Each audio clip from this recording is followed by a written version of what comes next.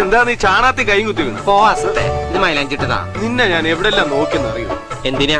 ടൗണിൽ പോണ്ട, എനിക്കൊന്നും വാങ്ങിക്കാനില്ല. ക്യൂട്ടസും കുങ്ങമ്മൊക്കെ കഴിഞ്ഞ പ്രാവശ്യം വാങ്ങിച്ചിരിപ്പട്ടെ. പിന്നെ ലിപ്സ്റ്റിക് തീർന്നു പോയിടോ.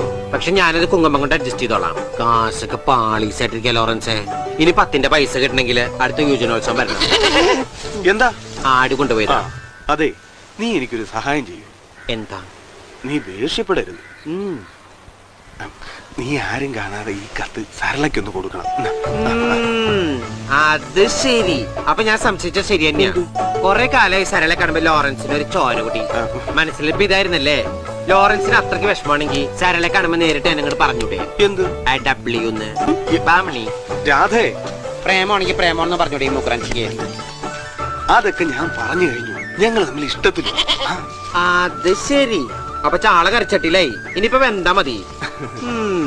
ലവ് ലെറ്ററൊക്കെ ഞാൻ കൊടുക്കാം.